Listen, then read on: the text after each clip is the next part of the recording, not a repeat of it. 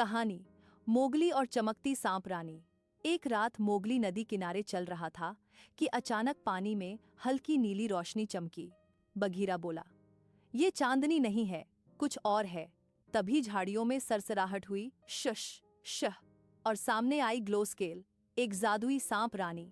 उसके पूरे शरीर पर छोटी छोटी चमकती हुई तराजू थीं, जो अंधेरे में तारे जैसी रोशनी छोड़ती थीं। लेकिन वह घबराई हुई थी। उसने कहा, मेरी चमक कम हो रही है क्योंकि कोई मेरा ग्लो ऑर्ब चुरा ले गया है। मोगली ने पूछा, ग्लो ऑर्ब क्या है? ग्लो स्केल बोली, मेरे जीवन की रोशनी, बिना उसके मैं अंधेरी हो जाऊंगी। बलू बोला, फिर तो हमें जल्दी करनी चाहिए। तीनों ग्लो स्केल के साथ जंगल के सबसे पुराने हिस्से में पहुंचे, जहां पेड़ों में धुआं उठ रहा था और एक अजीब आवाज गूंज रही थी, हूं फू।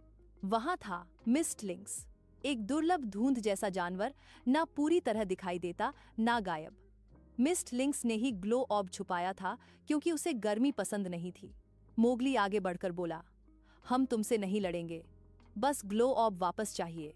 मिस्ट लिंक्स ने थोड़ी देर सोचा, फिर बोला, ठीक है, लेकिन रोशनी कम रखना। और उसने ऑर्ब धीरे से लौटा दिया। जैसे ही ग्लो स्केल ने ऑर्ब छुआ, उसकी चमक फिर से आसमान जैसी चमक उठी।